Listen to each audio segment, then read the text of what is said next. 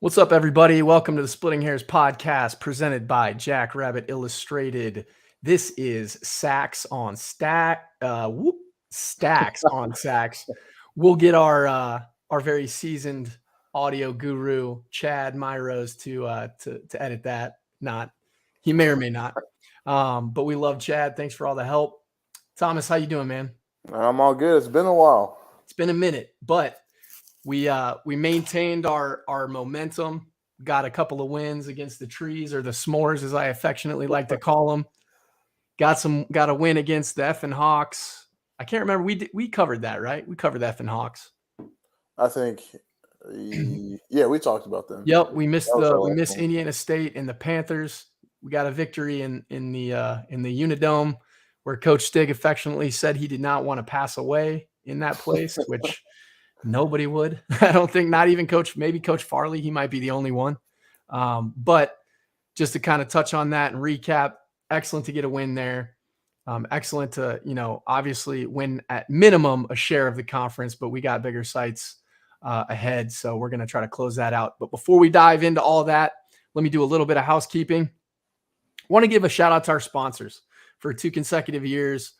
Drake's Place and Cottonwood Coffee. Really respect their faith in us in this grassroots attempt to try to boost the signal for South Dakota State football, and really just try to highlight some small businesses locally to South Dakota, specifically to Bodle, South Dakota, with Drake's Place and Cottonwood Coffee.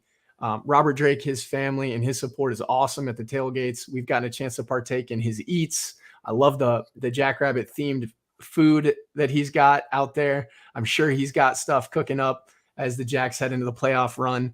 And then Cottonwood Coffee with Jacob and his multiple locations and his business mind and all the stuff that he's doing as far as with the bistro off 6th.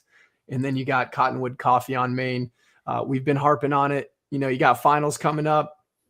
Get your studying done, get some espresso. You're going to be pulling some late nights because South Dakota State, surprisingly to me, because it's a small area in Brookings, is quite stingy with their academics, and rightfully so. It's a good institution academically. So anyone who's graduated with anything from there should be quite proud. The faculty does a dang good job of putting the pressure on the students, as they should, because that's what they're there to do. So go study at Cottonwood Coffee. Also, we have a quick little promo code for online orders. That's JI22. We'll get you 10% off of orders of $10 or more. That's JI22.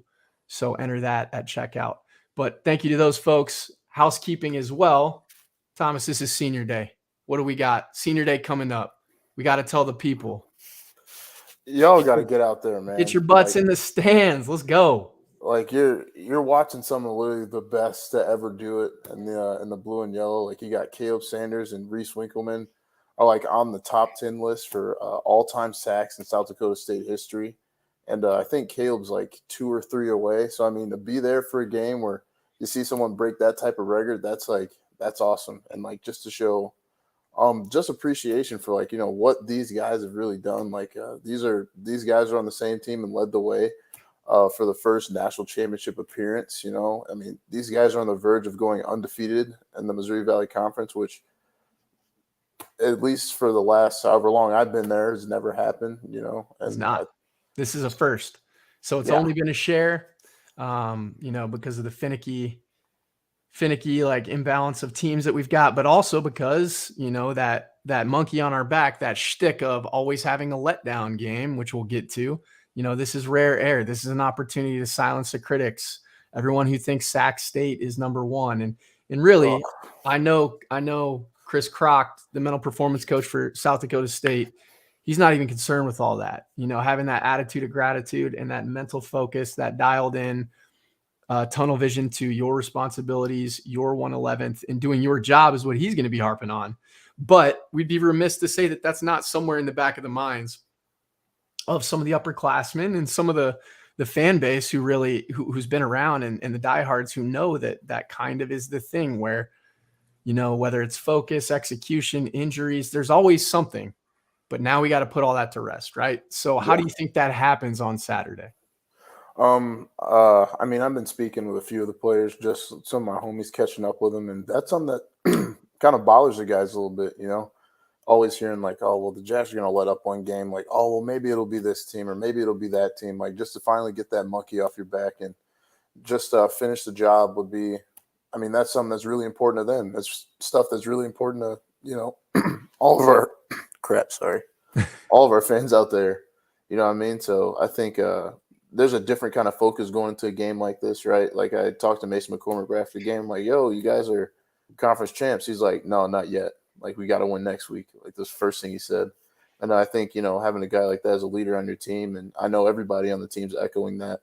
And guys like Rogers, and I know Coach Stiggs harping on that, the job's not done, right?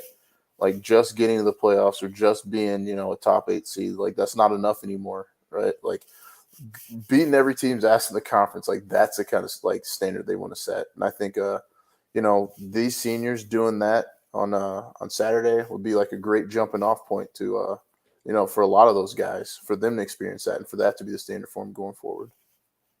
Well put, man. I couldn't have framed that any other way. And I think overall, it just comes down to, keeping things small and just managing your responsibilities, which they've done consistently. And then as you've really highlighted, because you have more of an intimate knowledge, Coach Rogers' adjustments have been absolutely dialed in. Superb.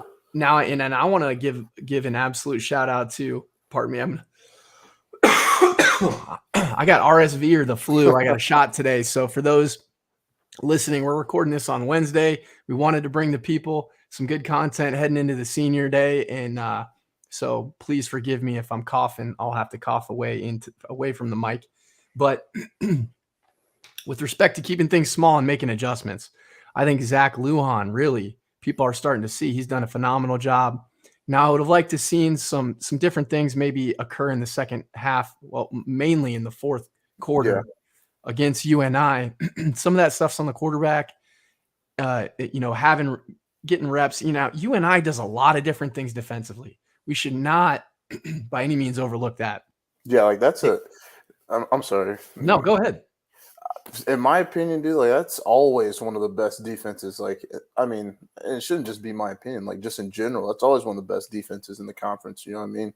Like, they're putting out NFL. Like, they had a NFL D tackle last year, NFL receiver. They had an NFL DN like 2 years ago. Like, those guys are some ballers now. Let alone like they're 2 drafted offensive linemen. Like, that's a good squad. And they're coached by Bryce Pop, who's a UNI defensive lineman, but the dude won, I think he won defensive MVP in the NFL, was the leader in sacks one year for the Bills. The dude could absolutely ball.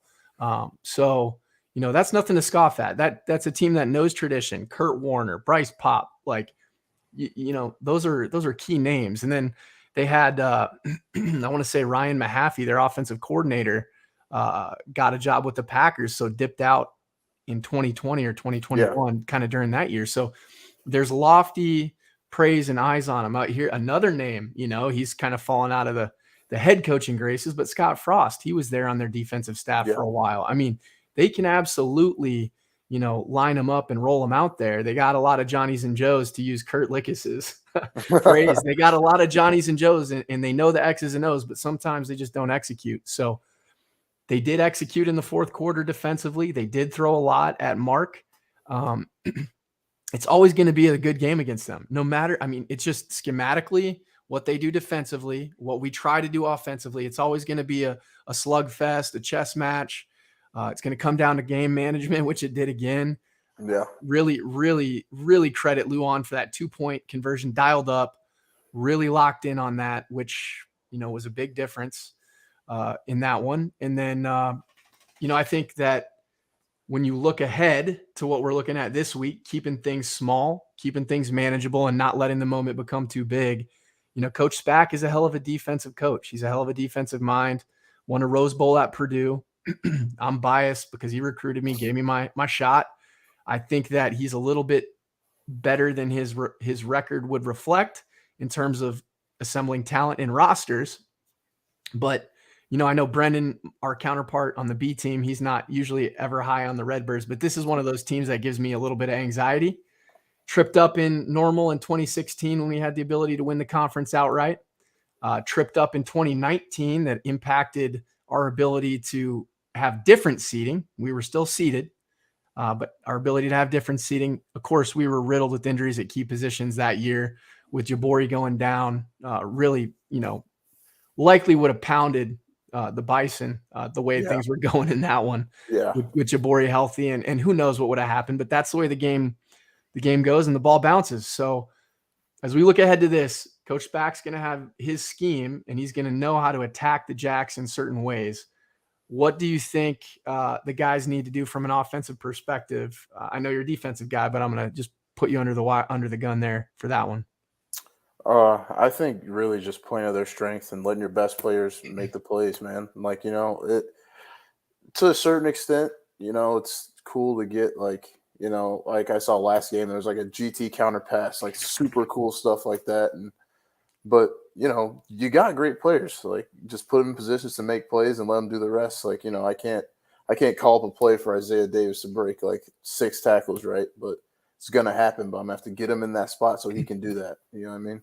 Yeah, indeed. And I think a lot of people were frustrated with Hines and in Kraft not getting off more. But a thing to know about a 3-4 defense or an odd front, when you have an odd front, that means you have more second level defenders inherently based on your alignment and your scheme. So when you have more second level defenders inherently, you kind of negate some space for the tight ends to get out and get off on their routes.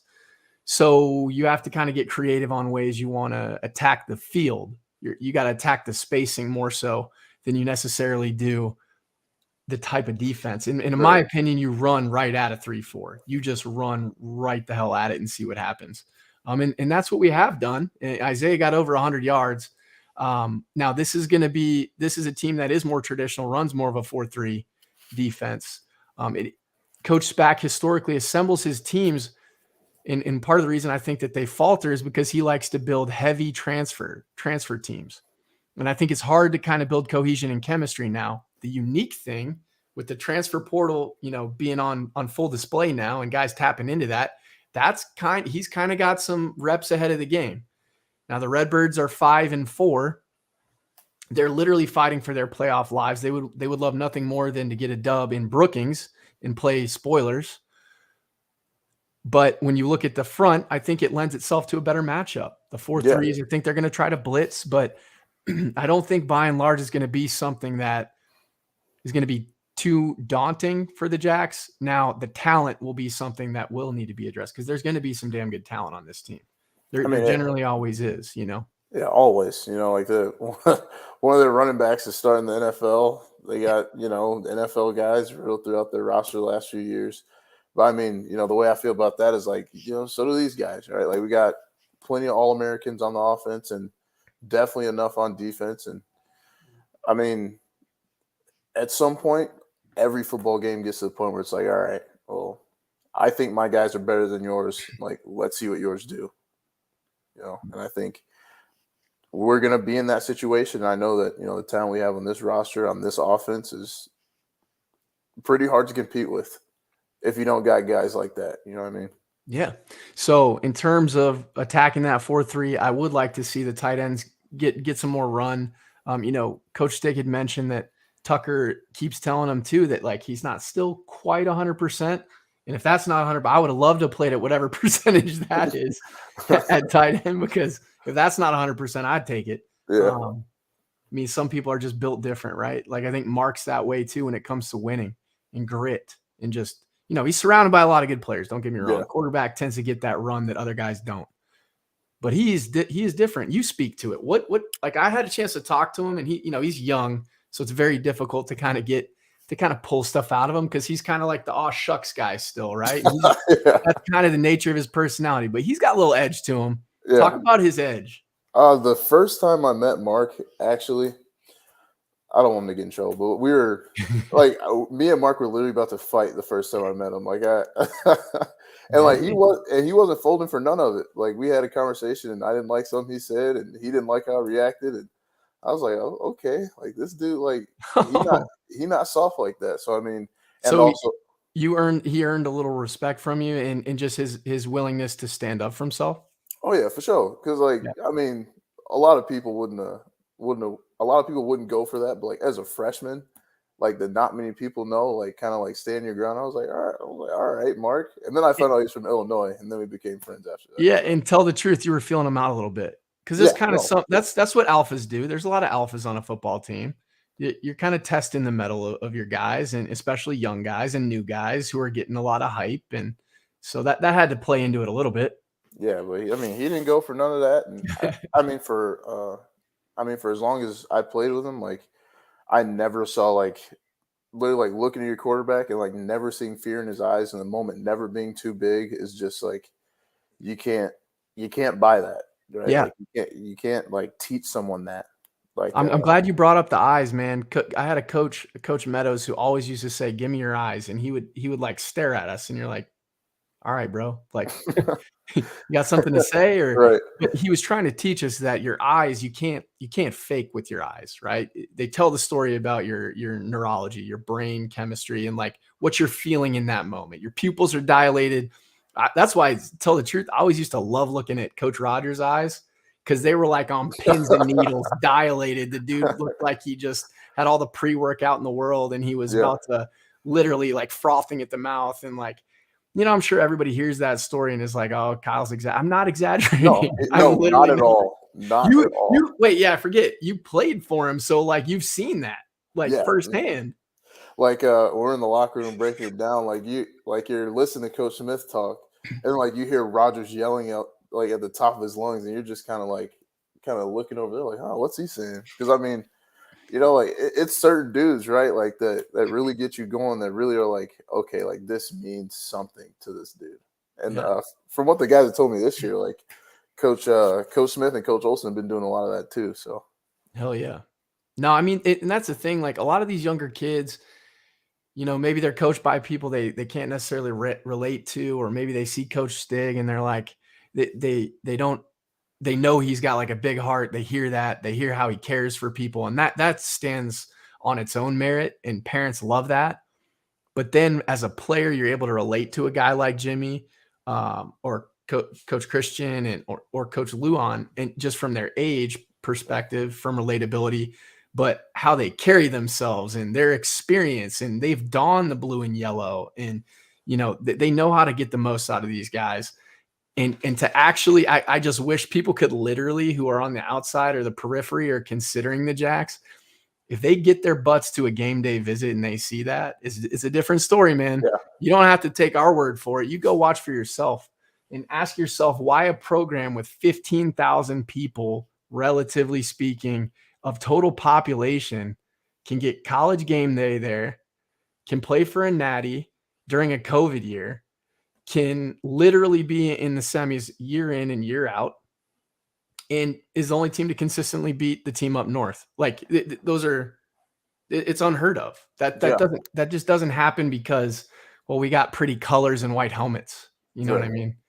So, anyways, that's my little soapbox rant. But I think, as we're talking about, Illinois State, that's a team that has been one of those, people are throwing a lot of shade at the Valley this year. That team played for a national title.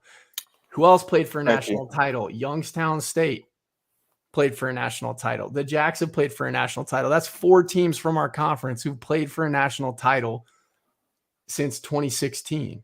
Since 2014, in 9 years. I mean, get out of here, man. What you Come said? on. Yeah, it's Youngstown, Illinois State, us. Yeah, In uh, North Dakota State. yeah, and it's like I've been seeing like all this hype about, and I'm not trying to get on here and you know do whatever, but like seriously, like I don't get like how some people like really just like disrespect like this football conference right now. Like, because it's like, bro, without the Missouri Valley Conference, like you don't have people talking about FCS Yeah. football at all. Yeah, you Like, don't. Hey, because you don't. I'm sorry, you go. I wanna nerd out real quick, but make your point. I was just saying, like, because you don't have like North Dakota States and like us and freaking Illinois State, like those players, like those caliber of players, and like the caliber of players there are even at teams like you and I, like people don't be in the playoffs like that, right? And I'm like, bro, Yeah.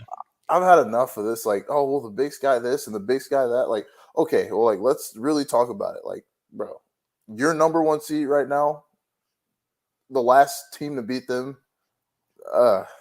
Right. Yeah, you know who it is. Right. So I'm like, bro, like, don't try and disrespect the Jacks like that, bro. Like, I had Exactly. enough of that. Exactly. And it all sorted itself out on the field. That's the beautiful thing about this game, man. People can talk all they want, but you got to strap it up. 22 on the field in between the hashes. Outdoors, baby, because we're about to wrap up that home field. I can feel it.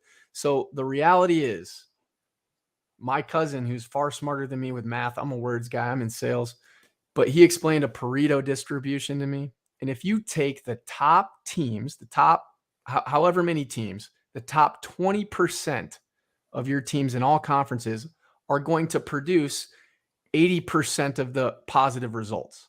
So it doesn't matter. You can say, well, if you take these two teams and remove the rest and then just keep the rest, how good is that conference? That is a dumb comment.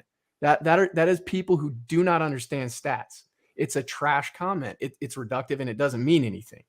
You have to understand stats. And if you want to fact check me, look it up. It's something that holds true in every facet of life. It's actually a biological imperative, and it just holds true. If you look in a workforce, 20% of your workforce is going to be responsible for 80% of the results. And to narrow it down for our college contingent, how many college group assignments did you get where everybody's like, okay, who's the best one in this class? Johnny. Oh, Johnny's gonna speak for us. And then how many people don't pull their weight? And then if you're ever in a group with the women's basketball team, you know they're pulling their weight. So I'll tell you right now, you just go find the women's basketball team and you be really nice to them. You better pull your weight too.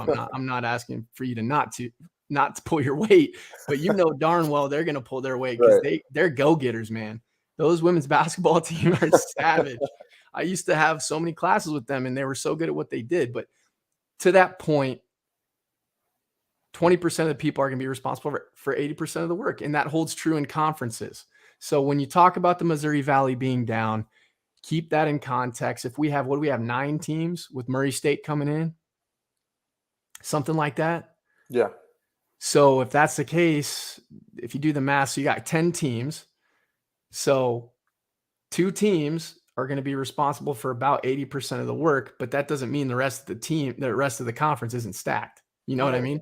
Right. And like the thing that always would get me is they're like, oh, well, they haven't lost to this team or that team. I'm like, bro, like let's be real, right? Like the last few years, I'll even go like closer, better, most of a decade, right? Like who's been making noise like later in the playoffs, right?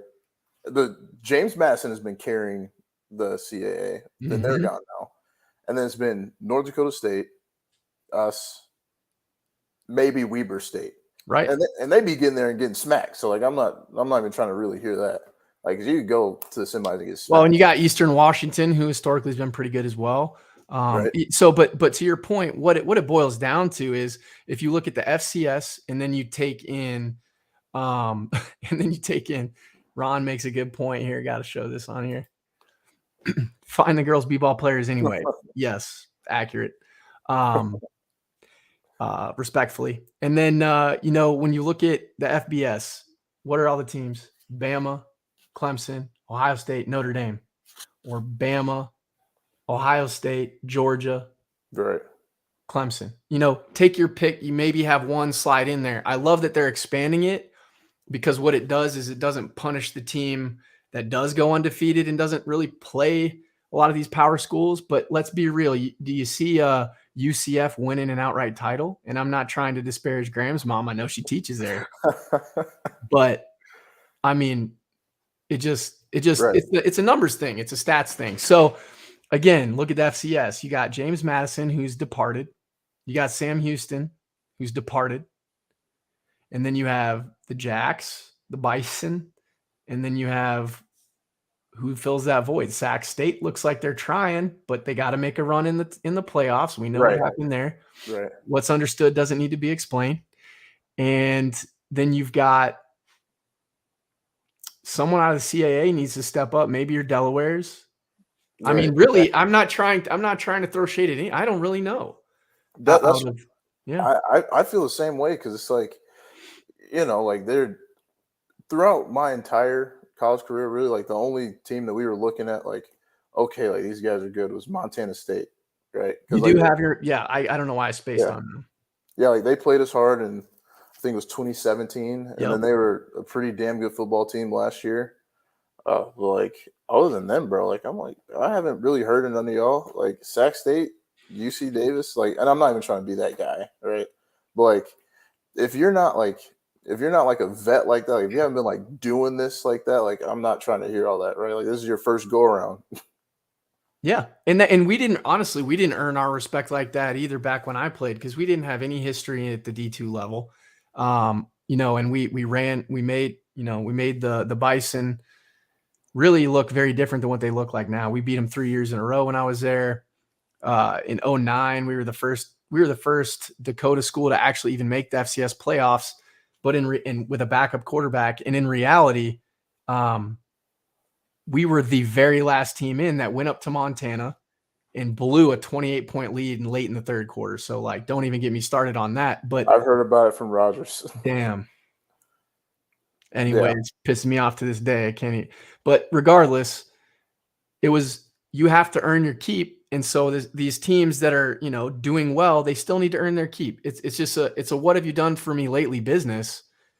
And the Jacks need to earn their keep when it comes to the letdown games. The team out west needs to earn their keep when it comes to playoff contention and producing, especially when you got a home field game. right. And that's just being honest. It's no disrespect to them. That's a damn good football team. They offered my little brother, so I respect them. And then so it just comes down to, look, this conference has consistently done it. This conference is starting to do it more consistently, top to bottom. We'll see how it plays out in the playoffs. Right. That's all. Exactly. That's all it is. We'll have to see.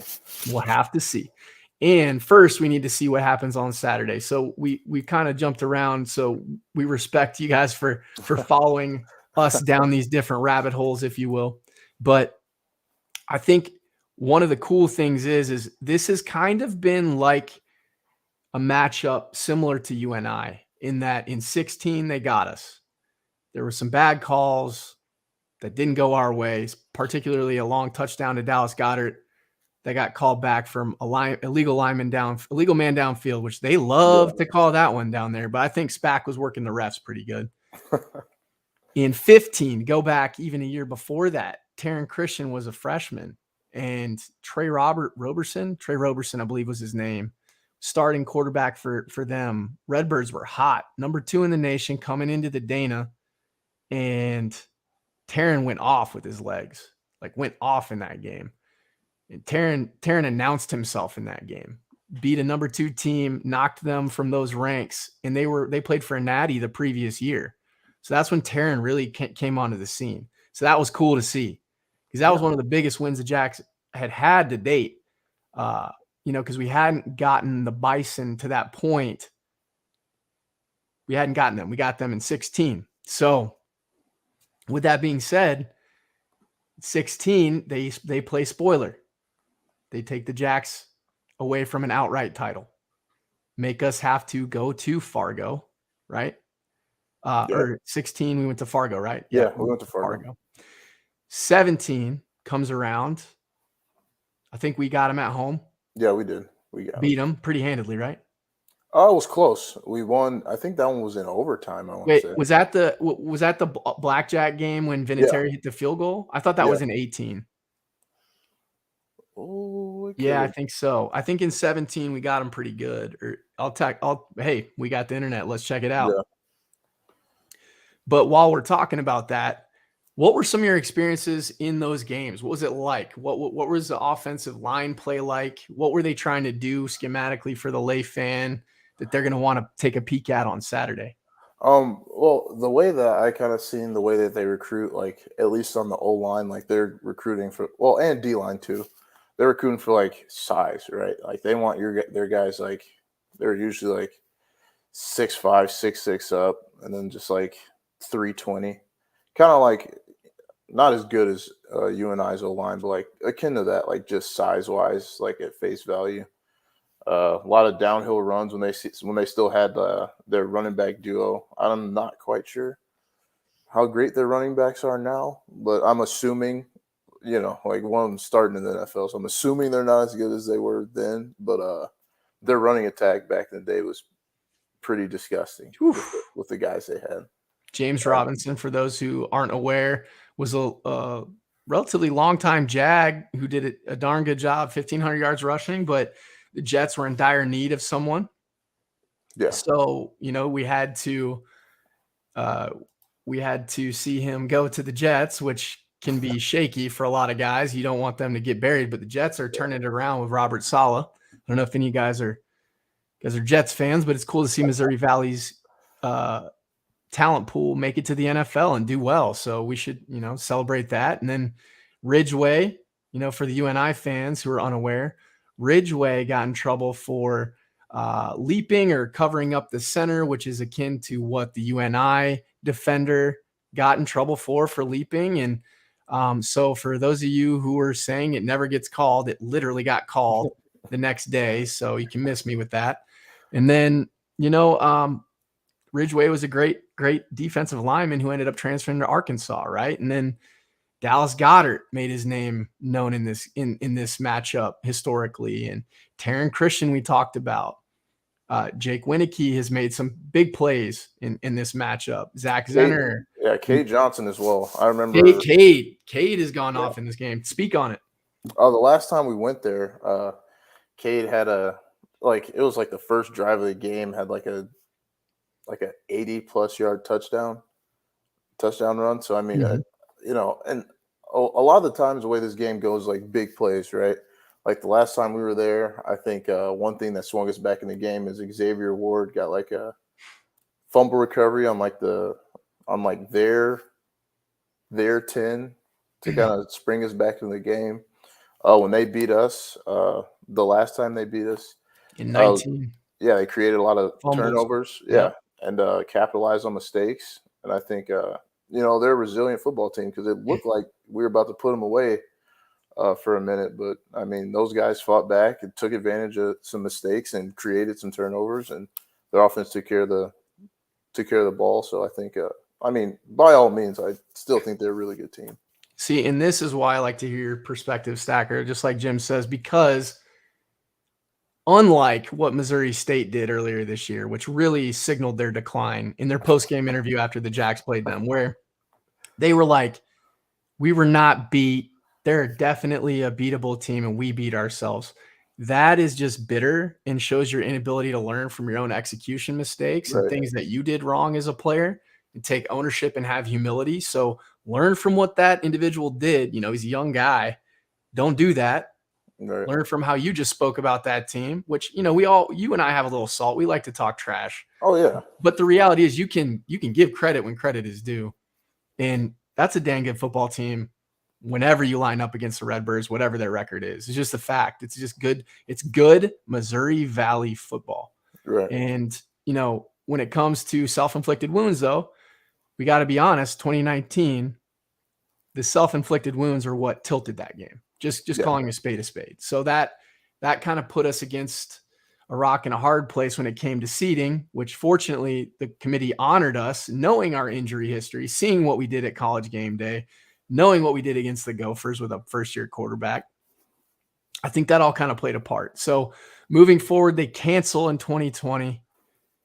Right, wrong, indifferent. You be the judge. A little iffy on that, a little questionable, but given how many games y'all played from the spring all the way through the fall, I understand it to an extent, right? So they cancel that. I had really fun making a fun time making the graphic for that because they quit in the spring. Yeah. And then and then 2021 didn't have to play them. They were not on the schedule. I think they were down last year. This is when Chad is great because he can just pull it up. We need garage time on here. 2021, we didn't play them. And so now this is the first time we're kicking this back up since 2019. So three plus years. It'll be interesting. I wonder how It's going to be, you think it'll be like a boxing match? We're going to feel each other out here in the first go round, or you think we're going to have a good feel for it because it does lend itself to a better matchup for us, conversely, as the Panthers game?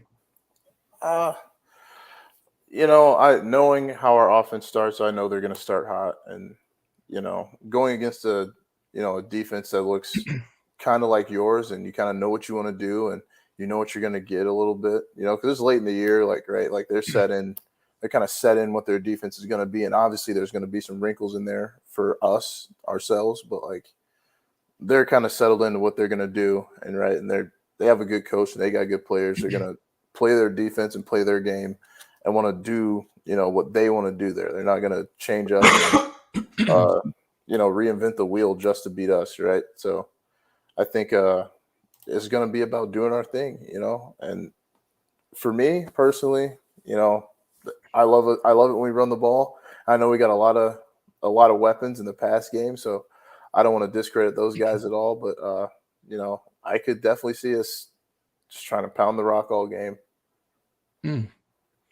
Yeah. So last year, you made some good points. We're going to pound the rock. We'll know how we want to attack them, and the offense probably will start out a little hotter, based on the type of matchup that we're going to have in front of us. Hopefully, that's my hope. But you got to see it play out. Looking at their 2021 schedule, they got Butler, non-scholarship D1 team, beat them handily to open the year, beat their in-state rival Eastern Illinois by a touchdown. Then they got taken to the woodshed by the Fighting Jason Shelleys out of Missouri State, 41-20. Then they beat the Yotes, not surprising. Then they beat Northern Iowa in overtime. So they're starting to string some stuff together, right? Then they lost to Indiana State, and this is kind of where the wheels fell off, 15-10 in November. Then they were blanked by Western Michigan, FBS school. Oops, sorry, this is set up differently. So they beat Butler, then they beat, here, let me just share it. It's messed up. It's a work in progress. Please don't judge us too hard. We're trying our best here. How do you share a screen? Let's see. Oh. Come on, I've done this before. We'll figure it out. While we're figuring this out, they played Western Michigan the second game, rather, as opposed to Eastern Illinois. They played Butler, got the dub. Then they were shut out by Western Michigan. Then Eastern Illinois, they got a win. Southern Illinois beat them handedly. So they're kind of going back and forth all year last year. Yeah. Missouri State beat them. North Dakota State shut them out. They beat South Dakota. Western Illinois beat them, if that tells you anything. Yeah. I thought Western Illinois fought a lot harder last year with their old head coach. I thought he was doing some good things. I don't really know why they got rid of him. Yeah. Illinois State beat Northern Iowa in overtime. So they started to look like they were going to turn the corner. Then they got beat by North Dakota, at North Dakota, albeit. And then they got beat final game of the year against Indiana State. So very mediocre year. Excuse me. Very mediocre year. They finished at 3-3, 5-4 in the conference. Overall, why did they only play 9 games? Who knows, That's man. weird. Oh, maybe no? Yeah, that's just in the conference. So overall, not the greatest. 3-3 in the conference, 5-4 overall. That's kind of bizarre. Maybe. Yeah. I don't know what happened there. But the reality is they're underachieving, right? Consistently underachieving. Who knows why that may be? And there's a lot of player turnaround too, like with that COVID year. I know a lot of those dudes left. So yep. I mean, and there was some turmoil down there in Normal. Not all was normal; it was abnormal. Yeah, there was some contention. Maybe this is all speculative and alleged. There was some issues with guys going to coaches as if they were the head guy, confiding in them. Maybe a little trust and love lost among the head coach. Who knows? I do know Coach Spack is a good man. He's very traditional, conventional. So I'm not sure how that lends itself to connecting with the younger guys, but they're going to be ready to play. They're going to be prepared, and they're going to have some talent. Like we said, those are the things to kind of pay attention to. So what I think the Jacks are going to do is stick to the script, stick to the script, try to establish a run game, maintain time of possession. I've been harping on it for years, but it's a lot harder to do than just sending out a tweet. Right. So they've started to do it. They beat the Bison at their own game. And I'm loving it. I love how Coach Luan commits to the run, but he has his creativity. I think that's what a lot of Jack's faithful wanted Coach Eck to do. And Coach Eck is just a wizard. He likes to literally kind of show off and go all out, pull out all the stops. And you love that. It's just a different method, right? He's literally a maverick, in my opinion, which is great because he got a kid named Maverick. I love that. So then you look at Luan, and Luan is, I mean this respectfully, he's kind of geeky, kind of nerdy. So he's preparing. He's got the glasses on. So he's going to be patient, right? He's like your accountant. He's measuring you. He's seeing what he can get from over here and give to this, guy when he's talking about touches and allocating the ball. So I think like he's going to be prepared, and I think he's going to have a good scheme. What are your thoughts on that? Oh yeah, I mean, Coach Lujan, I played with him his last year, so he's got some fire to him, but he's definitely a nerd though. Yeah, you're right, but I'm excited to see what he has dialed up because like you said, like the type of dude he is, like to coach like quarterbacks and then running backs and then kind of do it all kind of guy. I think it kind of lends itself to being like an offensive coordinator now, right? Because like now I've been in the situation where I have to where maybe I'm frustrated because we're not running enough since I'm the running back coach, and now being the quarterback coach, like having both of those together really lends itself to being an offensive coordinator. And I'm already know Coach Lujan finna get the boys right this week, so I'm excited to see what they pull out. Indeed. And yeah, he, if he's not going to get the love nationally, he'll get it here because for sure. To be 26, 27 and be able to scheme like he has, consistently evolve. I mean, he's got weapons, don't get me wrong, but you still got to use them and know how to put them in positions to be successful. And when we're talking about guys being put in positions to be successful, we know we're going to try to establish a run game with the train that is Isaiah Davis. Amar really starting to kind of even come along even better. He was doing some nice things, getting what he could against Northern Iowa. I hate that surface. I don't think that lended itself good to him. Yeah, you can cut, but sometimes you kind of just got to get down so your feet don't get stuck in that turf and, potential injuries and all that jazz. Loved watching Tucker bully people, of course. Hines clutch again, winning an effort award during the week. Mason McCormick, I think he's got permanent residence on offensive lineman of the week. He just continues to etch his name there. And then Caleb Sanders, 3 consecutive sacks. So, I mean, he had the hat trick, not consecutive, but you know what I mean? Yeah. Shout out to Ben again, too, from the B team calling it. Literally called his shot. He said, we're going to have 5 sacks and 2 picks. I mean, you got to direct. I told everybody to DM him your Powerball tickets because it was up to like 2 billion or something. He's got your numbers, the Oracle. But anyways, it's watching Caleb Sanders and seeing him, what he's going to do. Because I think Anecdotes is hurt, their quarterback. I'm not sure, the transfer from Minnesota. Mm-hmm. But I feel like I heard that recently. If he's not, regardless, who's ever back there, Caleb's going to try to get home. It's his last true home game. That does mean something. Talk about what that means.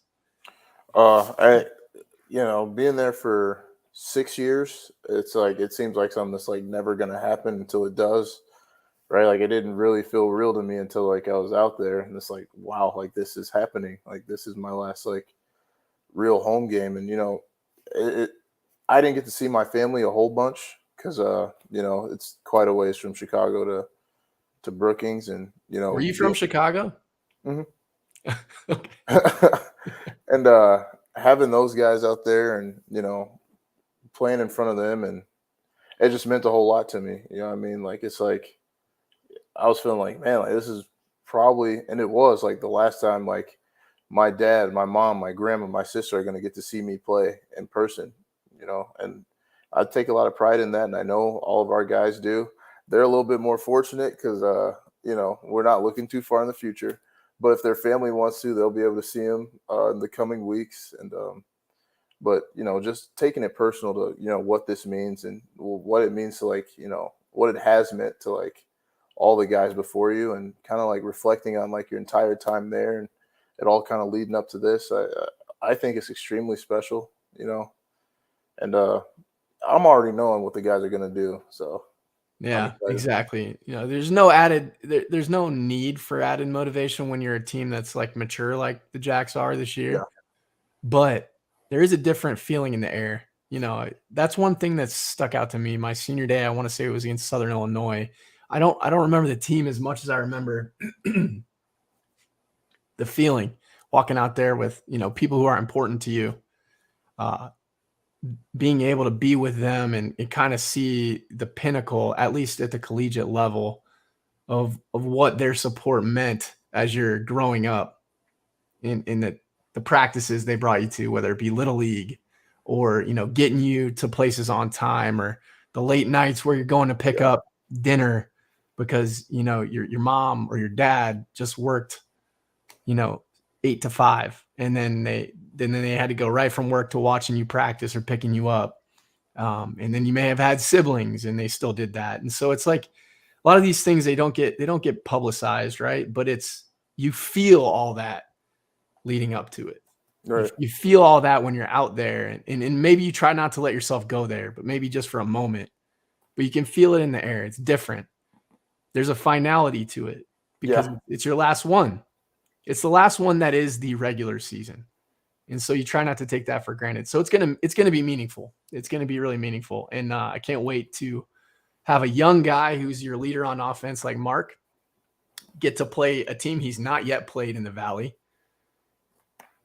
an Illinois team, yeah, to get to honor a lot of dudes who are seniors from Illinois or from all over, but to kind of honor them and appreciate that moment. Same thing with all the younger guys, the Crafts and the Davises and the McCormicks, and then the Greenfields being seniors, and just wild stuff. It's going to be good. yeah. And we'd be remiss if we didn't highlight special teams before we jump off here. Hunter Dustman, what do you think about his performance lately? Ice in his veins, man. That like watching him play, bro.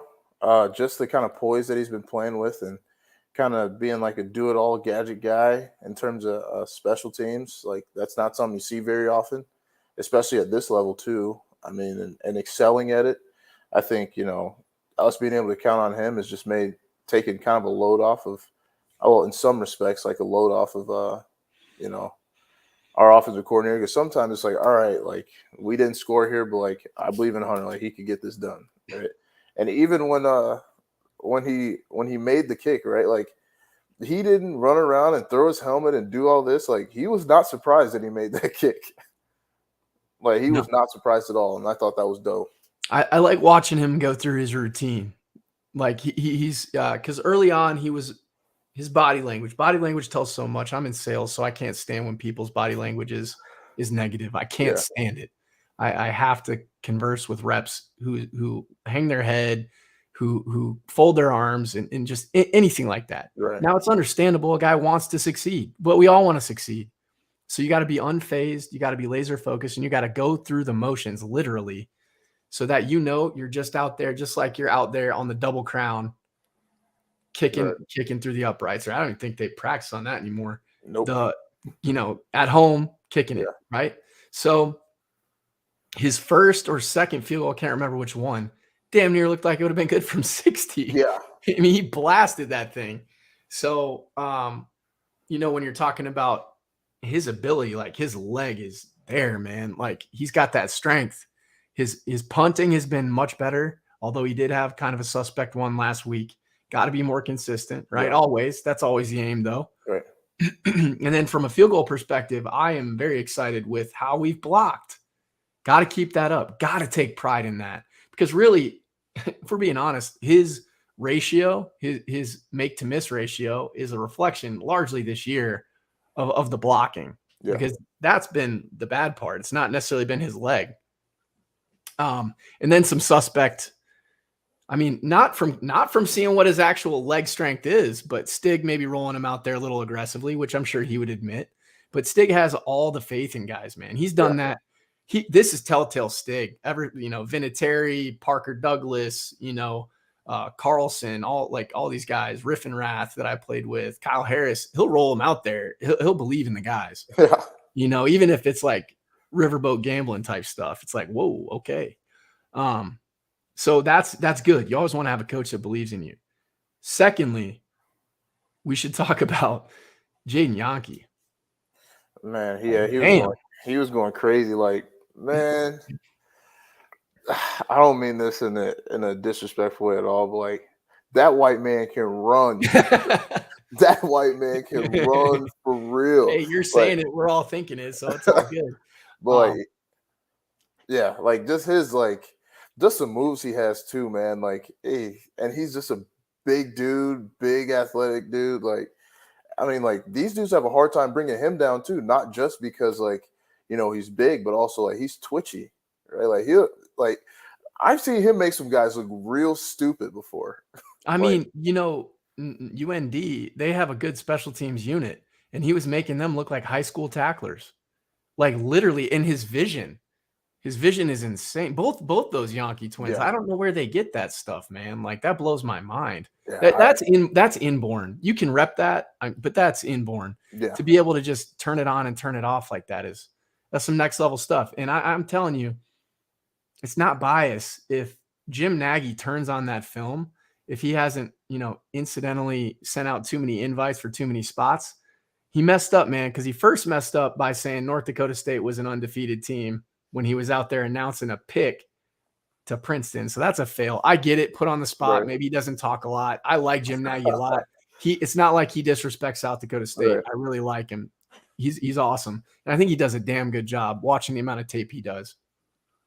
But he really has to get the Yankees to the Senior Bowl. Yeah. I mean, my God, that would be a travesty if they don't. But you know what? They're going to make the most of their opportunities regardless. And they got a lot more time to put some good film out there. But it has to be this Saturday, first and foremost. And so when and if they kick that ball to him, I hope he secures it just like he has been. And then who knows? We'll see if they even kick it to him. I think Spack will respect him enough to maybe not. I say yeah, because like after you watched last week, man, like you kick it to him, like, bro, just give us a ball at the 40. Right. Give us a ball at the 50. You might as well, because he's gonna hit it's right there. It's a matter of time. And same thing for his dang brother, man. If his brother just like put a little, stick him right here. Then, it happens though. I mean, like I don't even have the ability to catch the damn ball like that. So I'll just zip my mouth from there. And then you look at we talked about field goal, we talked about kickoff return. He's on that as well. Great job securing the ball and getting what he can again. Yeah. And then same thing with other guys back there. Just do what you can. I like that we're fair catching it, from a kickoff perspective, and just setting our offense up well, not having negative plays to start. Cause you can get caught when you got home run hitters back there, maybe being a little too overzealous and aggressive. What are your thoughts on that unit? I mean, fair catching it. We've gotten some trouble last year with like guys like, the moments, like, not that this is a case for them at all. I mean, like last year, totally different team. Guy getting us in kind of precarious situations with like, fumbling back there, and when you're trying to take off and the guy making a good tackle, now we're pinned, and I think it just speaks to, our coaching staff and the guys like learning from, mistakes made in the past. Like, I can't keep doing the same thing and expect a different result. Right. Like, so, I mean, I think it's just progression is all it is. And it's kind of cool to see for sure. Yeah, exactly. And in finding the guys who are going to fit in the moment the best. Right. Yeah. I think Jaden stepped up tremendously to kind of fill that void just from a consistency standpoint. And he's shown he's going to be consistent, I think that Tyler Feldkamp will be a good solution back there. I think he's got to clean up some things just like every player. Yeah. So, excuse me, I had to cough. Use the cough mute button. But so as we roll into this and we start to make our predictions here, just know as a fan base, the Jacks have made huge strides in progression. And that's all this is. You don't want to peak in September.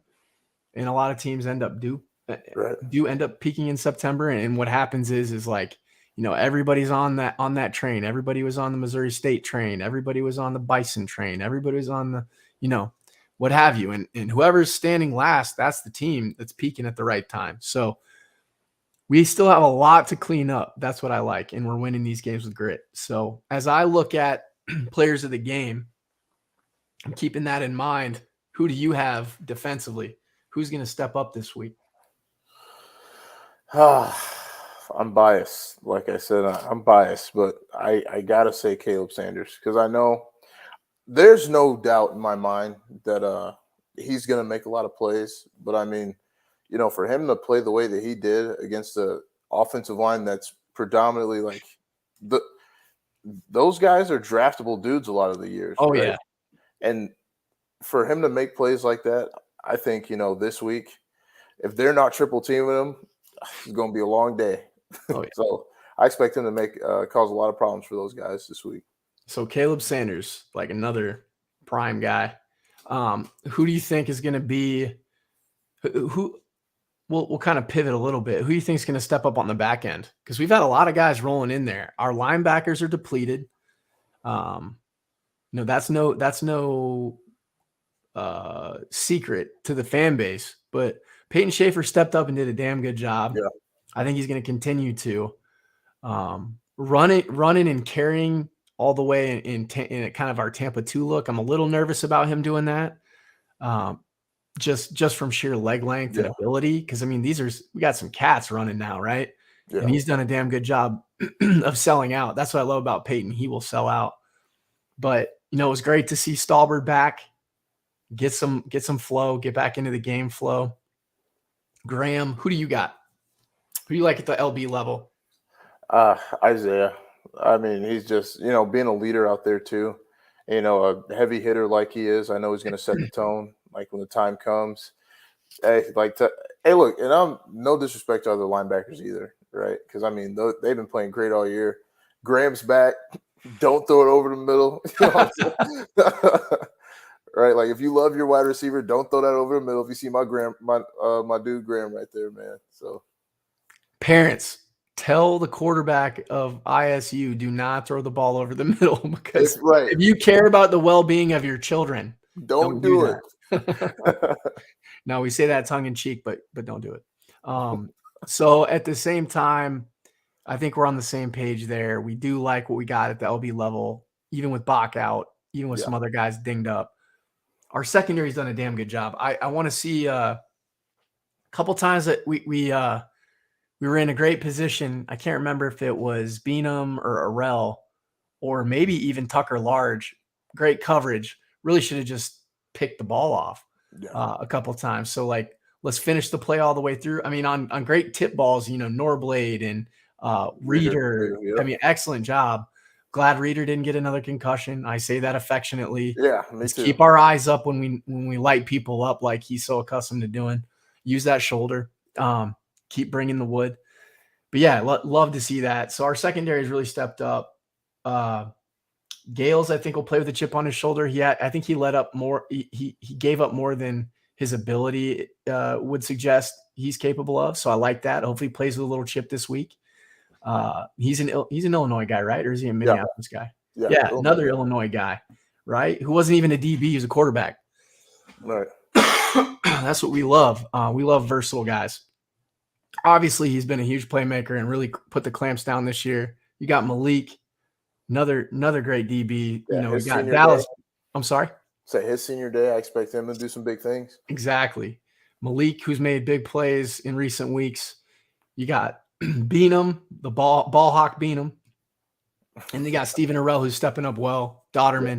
I mean, the future's bright. Future's bright for a DB group, particularly safeties in the back that are that had some question marks. And I really like what Coach, your former teammate too, right? Bobbitt. I love what Coach Bobbitt, another Illinois guy. So there's a lot of Illinois pride on this squad. So this is going to be, senior day, but a little more meaningful as well. Yeah. And then you look at the offense. We'll move a little more swiftly through the offense, but who's your guy?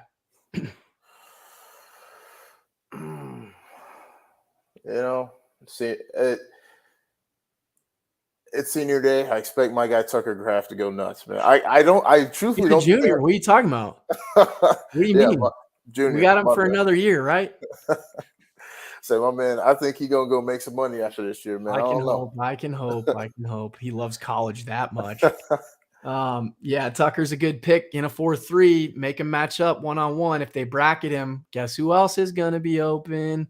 You got one of the Yankee twins or one half of the Sauce brother himself, Zach Hines. So yep, So, well, Landon Wolf is back too, so he's been Landon, I'm so glad you brought that up. Senior day again for another cat who made his presence known in a big way with some big catches against you and I. Yeah. And that's a hard team to get off on as a receiver. It really is. Yeah, those DBs are nice. Like no, They're DBs, Benny Sapp Jr. and yeah. Damn, I can't remember the number 5, but yeah, he's kind of a pest. They got some good players. So yeah, top to bottom, that's a great defense. Yeah, man, top to bottom. And then you look at offensively, if Tucker doesn't go off, I'm gonna stick with the conservative pick here. The choo-choo train, Isaiah Davis. Got to. Yeah, you can't never count him out, man. My favorite. Yeah, I know. My favorite picture to tweet is the one in the all blues when he literally is staring at the camera and he looks like he's gonna steal your soul and take your lunch money. I think. It's the hardest picture. That one and him hurdling the dude from Western Illinois. So we need to get some more content for our graphics, Isaiah. You need to show us some smoothness, some love over here, and give us another poster shot, hopefully. So I'm gonna go with Isaiah Davis. It's not sexy, but it's consistent. Consistent for sure. Yes, sir. So now we got offense, defense, special teams. We had co-players of the week this past week, Jaden and Hunter. I'm going to put it on Hunter again this week. Yeah. I'm picking him, but I think because of everything that's around him. Because if everybody around him does their job, I think he can go off. Yeah. So I'm hoping that holds true again this week. Who do you got? Special teams? Yes, sir. Man, I see, since the way the last game went that we played them, I think and the Twins will tell you, I don't think they probably don't believe they had their best game. And the way that Jane's been playing this year, I know he's got a chip on his shoulder about this game. I know he's been thinking about it for a long time because a lot of guys gave him crap about it, and he gave himself crap about it a lot of times. So I'm sure he wants to show Illinois State, like that whole deal that happened in 2019, like, yeah, brother, it's not that no more. So I'm gonna have to go with my guy Jaden. Yes, sir. Redemption is very, very sweet, especially when you just go out there and do your job, man. For sure. And he definitely has the talent. So I'm thinking score range. What do you got for predictions? We're going to head into predictions now. I'm going to go 28-10. 28-10. Okay. I like that. What's your reasoning? I just think, Jack's defense is hot right now. I think they're going to shore up, some of the stuff that they saw last week. They're playing, in my opinion, one of the best quarterbacks in Missouri Valley Conference last week. Yeah. Not to discredit, who they're playing this week, but I mean, those guys are some special players. They made a lot of special plays. I know, and I think in the past game, it's not going to be pretty with the way our D-line is playing right now. And I really don't think they'll have a answer for our front seven in the run game either. So noted. Well put. I think if you look at historically how the Theo Day has played indoors too, he's a damn good quarterback. But indoors, basketball on turf, kind of that gunslinger ability out there. Yeah, definitely a good quarterback. That's the quarterback for UNI for those who couldn't recall. And now when you look ahead to this week, I think the elements are going to play a factor. I think both teams do know how to play outside in this kind of weather. It's a different thing when the wind gets active at the Dana. So the best thing is it's looking like beer sales are going to be a go. It's looking like it. I would be shocked if they dropped the ball on that opportunity, but it's looking like it's going to be a go. Either way, tailgate. It's the last regular season one. There are no guarantees in life but death and taxes. So get out there. Right.